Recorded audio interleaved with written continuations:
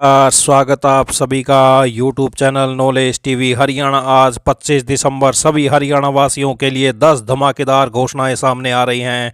बड़ी घोषणा, आदेश, ऐलान, खुशखबरी क्या है, पूरी अपडेट आइए देखते हैं।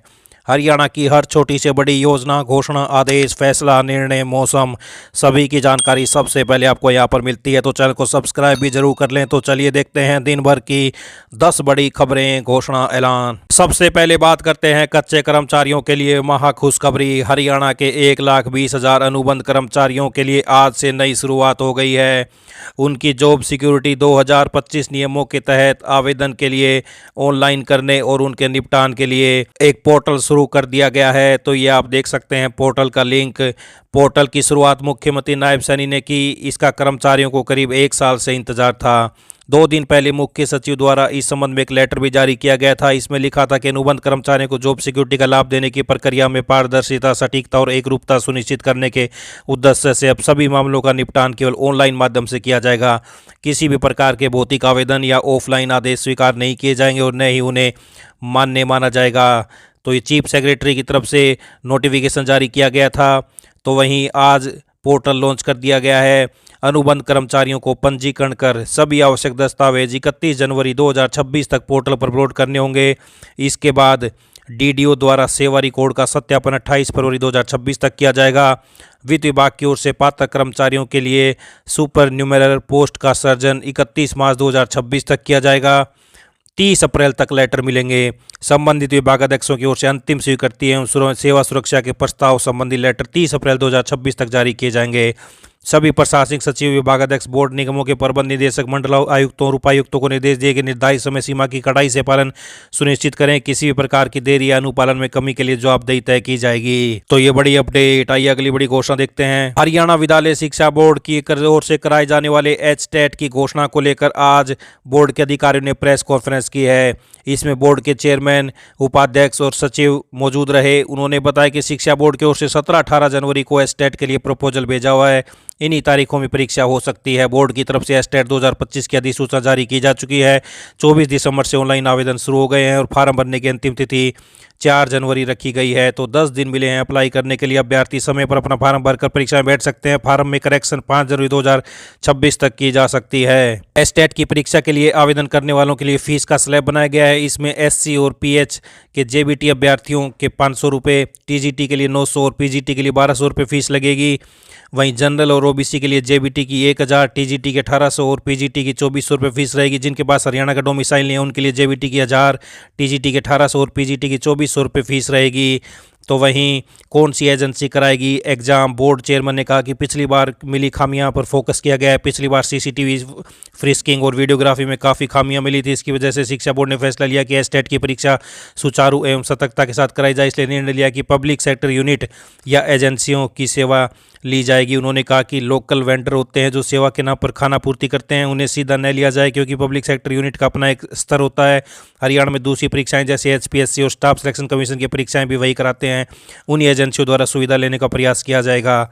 आइए अगली बड़ी घोषणा देखते हैं। हरियाणा मौसम से बड़ी अपडेट। हरियाणा में ठंड ने एक बार फिर दस्तक दे दी है। प्रदेश में न्यूनतम तापमान में औसतन 2.6 डिग्री सेल्सियस की गिरावट दर्ज की गई है। मौसम विभाग के अनुसार यह गिरावट सामान्य है, लेकिन कई जिलों में तापमान तेजी से नीचे आया है। सबसे कम तापमान 4.3 डिग्री सेल्सियस सोनीपत के सरगथल कैनाल रेस्ट हाउस में दर्ज किया गया है। मौसम विभाग ने प्रदेश के 10 जिलों में ठंड का ऑरेंज और 12 जिलों में येलो अलर्ट जारी किया है। आज कोहरे का असर कम ही दिखाई दिया, जिसके चलते सुबह से ही अनेक जिलों में धूप खिली गई। हालांकि शीतलहर चल रही है, जिससे दिन के समय में भी ठंड का एहसास लोगों को हो रहा है। तो आगे कैसा रहेगा मौसम? मौसम विशेषज्ञों की माने तो 29 दिसंबर को एक नया कमजोर पश्चिमी विक्षोभ सक्रिय होने से दिसंबर महीने के अंतिम दिनों में मौसम में बदलाव और आंशिक बादलवाई के साथ संपूर्ण हरियाणा, NCR, दिल्ली में धुंध कोहरे की गतिविधियों की संभावना बन रही है। और नया वर्ष 2026 के पहले सप्ताह में बारिश की गतिविधियों की संभावना बन रही है। मौसम विभाग ने अगले कुछ दिनों तक ठंड और कोहरे में और बढ़ोतरी की संभावना जताई है। विभाग ने लोगों को सुबह और रात के समय सावधानी बरतने की सलाह दी है। खासकर वाहन चालकों को कोहरे के दौरान हेडलाइट का सही उपयोग करने की हिदायत दी गई है। आइए अगली बड़ी घोषणा देखते हैं। मुख्यमंत्री नायब सैनी ने आज घोषणा करते हुए कहा कि प्रदेश में सहकारिता के क्षेत्र में पैक्स के लिए 15 लाख रुपए की लिमिट 0% पर दी जाएगी। यह लोन सहकारी बैंकों द्वारा दिया जाएगा। उन्होंने कहा कि हरियाणा सरकार द्वारा 10% का ब्याज राहत उन पैक्सों की दी जाएगी जो समय पर ऋण का भुगतान करेंगी।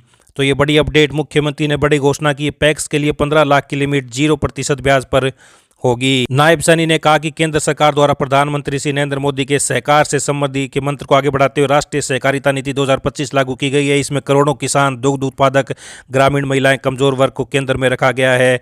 तो ये बड़ी अपडेट। आइए अगली बड़ी घोषणा देखते हैं। हरियाणा में अगले कुछ दिनों में आपको दिक्कतें आ सकती हैं परिवार पहचान पत्र और सभी काम कराने में, क्योंकि हरियाणा में सीएससी संचालकों के यहाँ खामियां मिली हैं। कई जिलों में सीएससी संचालक नियमों के मुताबिक काम नहीं कर रहे थे। यही कारण है कि सीएससी संचालकों के खिलाफ कार्रवाई की तैयारी है। कुछ जिलों में अनियमितता, खामियों मिलने के बाद करीब 3000 से अधिक कार्रवाई का निर्णय लिया गया है। हरियाणा सीएससी के प्रमुख ने बताया कि प्रदेश में आमजन को दी जाने वाली सुविधाओं की नियमित निगरानी का कार्य हो रहा है। तो सीएससी सेंटरों में खामियां 3000 से अधिक पर होगी कार्रवाई। जांच से जुड़े अधिकारी ने बताया मामले की जांच अभी चल रही है। आइए अगली बड़ी घोषणा देखते हैं। प्रधानमंत्री कुसुम योजना के अंतर्गत हरियाणा के किसानों के लिए 12 श्रेणियों के लगभग 8050 सोलर पंप लगवाने के लिए नया आवेदन पोर्टल के माध्यम से 25 दिसंबर से 29 दिसंबर तक आमंत्रित किए गए हैं। किसानों को 3 HP से 10 HP तक के उपलब्ध श्रेणी के सोलर वाटर पंप 75% सब्सिडी पर विभागीय शर्तों पर दिए जाएंगे। अतिरिक्त उपायुक्त ने बताया कि दक्षिण हरियाणा बिजली वितरण निगम में बिजली आधारित कृषि ट्यूबवेल के लिए जिन किसानों ने वर्ष 2019 से 23 तक 1 HP से 10 HP तक बिजली आधारित कृषि ट्यूबवेल कनेक्शन अप्लाई किया हुआ है, उन्हें प्राथमिकता दी जाएगी। बिजली आधारित कनेक्शन के मौजूदा लाभार्थियों को सौर ऊर्जा पंप का कनेक्शन देने के लिए प्राथमिकता दी जाएगी, परंतु उन्हें मौजूदा बिजली कनेक्शन समर्पण करना पड़ेगा।